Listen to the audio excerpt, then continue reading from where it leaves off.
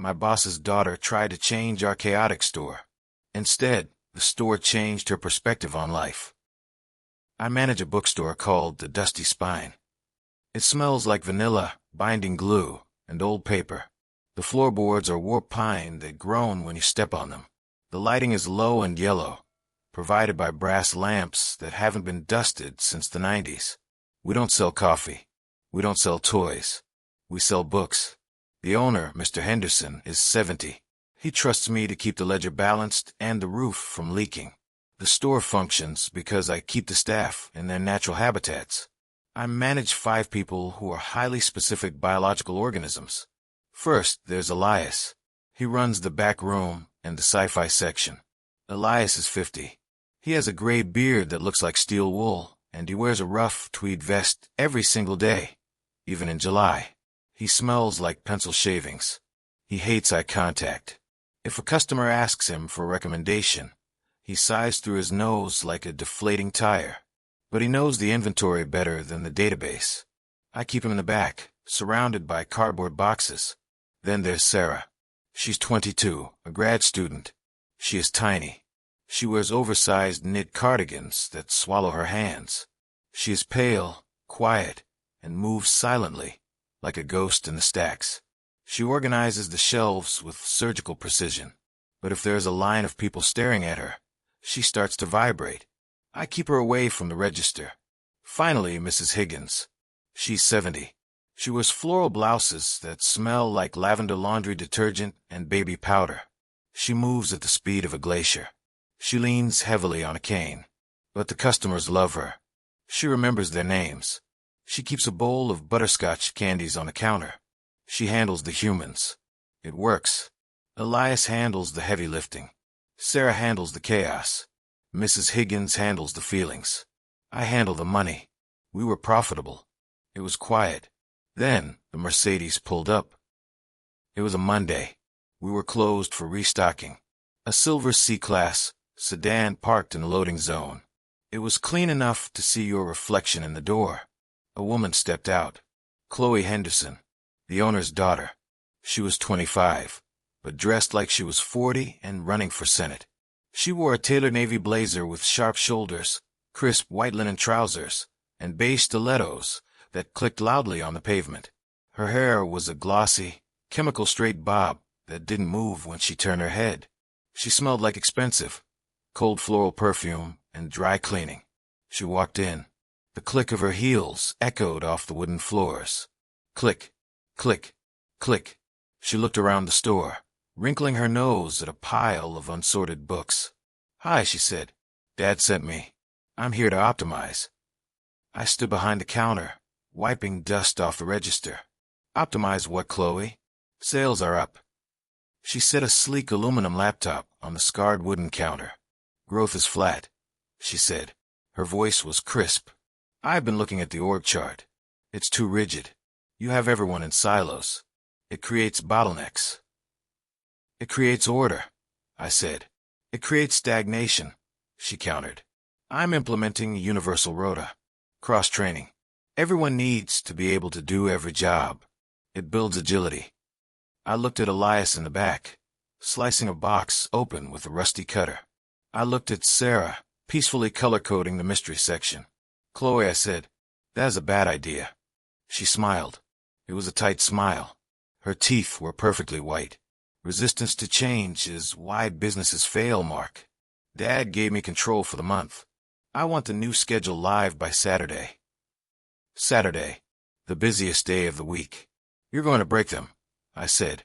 "I'm going to improve them," she said, tapping a manicured nail on the counter. Friday afternoon, the staff meeting. We stood in the break room. It smelled of stale coffee and damp mop water. The fluorescent light hummed overhead. Chloe stood next to a whiteboard. She had drawn a complex chart with red and blue markers. "Okay," she said, clapping her hands. "Big changes." Elias leaned against the fridge, arms crossed over his chest, staring at the floor. Sarah was picking at a loose thread on her sleeve. Mrs. Higgins held her handbag with both hands, looking confused. "To improve efficiency," Chloe said, We are rotating stations for the Saturday rush. She pointed to the board. Mrs. Higgins, Chloe said, you're on inventory. We have 20 boxes of hardcovers coming in. You'll be reorganizing the bottom shelves. It requires bending and crouching. Mrs. Higgins blinked behind her thick glasses. Oh, my knees aren't very good on the low shelves, dear. And those boxes are heavy. It's good exercise, Chloe said brightly. Use your legs, not your back. Sarah, Chloe said, you're on the register. Front of house. You'll be the face of the store. Sarah's head snapped up. Her face went sheet white. The register? But sometimes people yell when the card reader is slow. I get flustered. You'll be fine, Chloe said. It's exposure therapy. And Elias, Chloe said. Elias stared at her. His eyes were dark under his bushy eyebrows. Elias, you're running the 10 a.m. children's story hour. The room went dead silent. Elias looked at me. She wants me to read to children.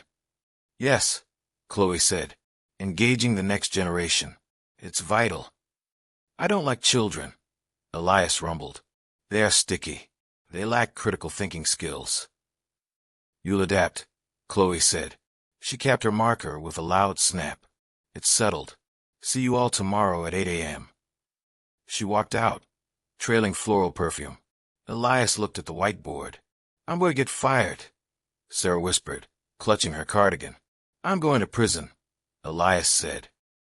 Saturday morning, 9:45 a.m. The store was full. It was raining hard outside, a cold, gray downpour. The air inside was thick with the smell of wet wool, damp umbrellas, and body heat. The windows were fogged up. I stood by the entrance. Chloe stood next to me with her clipboard. She was timing the transactions on her phone. Look at the workflow, she said. Dynamic. I looked. It was a car crash. The front desk. Sarah was visibly shaking. The line was 10 people deep. A woman in a dripping yellow raincoat was leaning over the counter. Why is it taking so long? The woman barked. I'm in a hurry. I'm sorry, Sarah stammered. Her hands were trembling, so hard she couldn't grip the scanner. She dropped it. It hit the floor with a plastic crack. She picked it up, fumbling. The red laser light danced wildly across the counter. It's not scanning. Type the number in, the woman yelled. Sarah couldn't breathe. Her chest was heaving. Red blotches appeared on her neck. Tears welled up in her eyes. The stacks. Mrs. Higgins was in the biography section. She was trying to drag a box of books across the floor. She couldn't get down on her knees because of her cane, so she was bent over at the waist, trembling. She groaned, rubbing her hip. The children's corner. Elias sat on a small, painted wooden stool. His knees were up by his ears. He looked like a giant gargoyle perched on a mushroom. There were 20 toddlers on the rug. They were loud. They smelled like apple juice and wet diapers. He was holding the very hungry caterpillar. The caterpillar, Elias read. His voice was a flat, monotone drone. He eats. A kid in the front row, wearing a Spider-Man shirt, asked, Why is he so fat? Elias lowered the book. He peered at the kid over his reading glasses. He is consuming mass to prepare for metamorphosis, Elias said. The parents looked up from their phones, confused.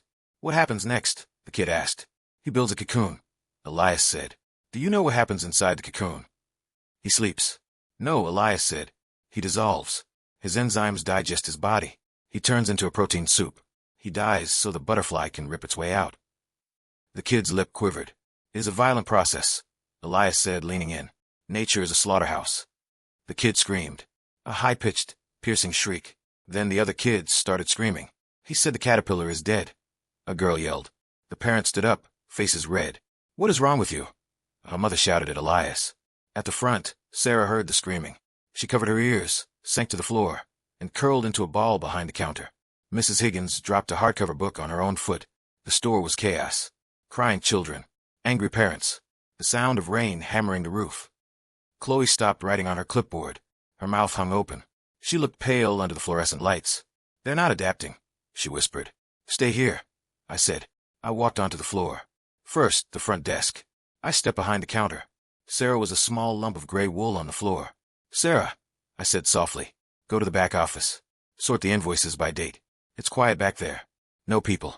She looked up at me, mascara running down her cheeks. Really? Yes. Go. She scrambled up and ran to the back like a frightened rabbit. I looked at the line. Sorry for the delay, folks. System glitch. I'll check you out now. 10% discount for the wait. My hands moved fast. Scan. Bag. Receipt. I cleared the line in 2 minutes. Then the stacks. I walked over to Mrs. Higgins. She was leaning against a shelf, rubbing her lower back. Mrs. Higgins, I said, go to the front desk. Sit on the cushioned stool. Hand out the peppermints. Oh, thank you, Mark, she sighed. These biographies are terribly heavy. Finally, the children's corner. Parents were yelling. Elias was standing up, looking cornered.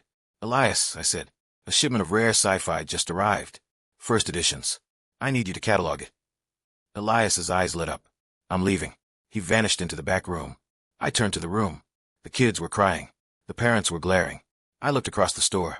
Chloe was standing by the biography section. She was clutching her clipboard to her chest. She looked terrified. I walked over. I took her arm. The fabric of her blazer was stiff and expensive. You wanted to cross-train? I said. Mark, fix it, I said. I pulled her toward the beanbag chair. I'm HR, she said, her voice high and tight. I don't do kids. You broke the schedule. I said. You fixed the result. Sit down. Read the book. I pushed her gently onto the wooden stool. 20 crying. Snotty faces looked at her. Hi, Chloe said. Her voice shook. Read, a kid yelled. Chloe picked up the book. Her knuckles were white. She looked at me for help. I crossed my arms and leaned against the shelf. Okay, she said. So, the caterpillar. He acquired the Apple asset. She read the book. She was awkward. She used words like consumption and growth strategy. But she didn't tell them the caterpillar turned into soup. The kids stopped crying. They stared at her shiny hair and her white teeth. 6 p.m. The store was closed. The rain had stopped. I walked into the break room. Chloe was sitting on the linoleum floor. She looked wrecked. Her blazer was dusted with shelf grime. There was a smear of purple grape juice on her pristine white trousers. Her hair was frizzy from the humidity, flyaways sticking to her forehead. She looked tired. She looked human. I grabbed 2 cold water bottles from the fridge. I sat on the floor next to her, stretching my legs out. I handed her a bottle. The condensation felt cold against my hand. She took it. I messed up, she said. Her voice was quiet. Yes, you did. Sarah was crying. Sarah has anxiety. You put her in the loudest spot in the store. And Elias. Elias has 0 patience. You gave him toddlers. She drank the water. She leaned her head back against the cool metal of the refrigerator. I just wanted to prove I could do it, she said. My dad thinks I'm just a trust fund kid. I wanted to show him I could run the business better, make it efficient. You treated them like data points, I said. They're people. Sticky, anxious, old people. I looked at her. In the dim light of the break room, stripped of the corporate armor, she looked young. Management isn't about forcing people to change, I said. It's about putting them where they fit. Elias is a genius with inventory. Sarah is a machine with data. Mrs. Higgins is the soul of the place. You protect them. You let them do what they're good at. She looked at me. Her eyes were dark and intelligent. I told the kids the cocoon was a structural pivot, she said. A small smile tugged at her mouth. I laughed. I heard. One kid asked his mom if he could pivot. I got stepped on, she said, pointing to a scuff mark on her beige stiletto, by a kid named Timmy. Timmy steps on everyone. It's his thing. She laughed. It was a real laugh, from her chest. She relaxed. Her shoulder touched mine. I could feel the heat radiating off her. She smelled less like cold perfume now, and more like rain and hard work. You're good at this, she said, managing them. I've been doing it a while. I should stick to marketing, she said. You're good at the visuals, I said. That display you set up? We sold out of those books. And your Instagram post brought in a lot of students. I saw them showing the picture on their phones. She looked at me, surprised. You noticed? I notice everything. That's my job. We sat there for a minute. It was quiet. Just the hum of the fridge and the sound of cars passing outside on the wet street. Sunday morning. I came in early. The sun was out. Dust motes danced in the air. Chloe was already there. She was at the front counter. She had erased the whiteboard. Universal Rota is canceled, she said. Good. I made a new schedule, she said, based on core competencies. I looked at the board. Elias, inventory/cataloging/rare books. Sarah, database/online orders. Mrs. Higgins, front counter/greeter. Chloe, marketing/social media/window displays. She looked at me, biting her lip. Is that okay? It works, I said. The staff came in. They looked nervous. Elias was gripping his box cutter. Sarah was hiding behind her hair. Sarah saw Chloe and froze. Chloe walked over to Sarah. I'm sorry, Chloe said. Direct. No buzzwords. I shouldn't have put you on the register. I didn't listen. It won't happen again. Sarah blinked. She pulled her cardigan tighter. I can just do the database. Yes, please. You are the only one who understands it. Sarah smiled. It was a tiny, relieved thing. Okay. The store opened. I stood by the front counter, holding a fresh mug of coffee. Elias was in the back, happily tearing open boxes. Sarah was in the stacks, calm and quiet. Mrs. Higgins was talking to a regular customer about her cat. Chloe was in the window display. She looked different. She wasn't wearing a blazer. She was wearing a soft gray t-shirt tucked into jeans and white sneakers. She was setting up a new display for mystery novels, arranging old teacups and magnifying glasses. She was taking photos with her phone. She looked up through the glass. She saw me watching her. She smiled. It was a real smile. Her eyes crinkled at the corners. I raised my mug. She nodded. I set the cup down. The store was quiet. The floorboards creaked. The smell of old paper filled the air. Everything was back in its place.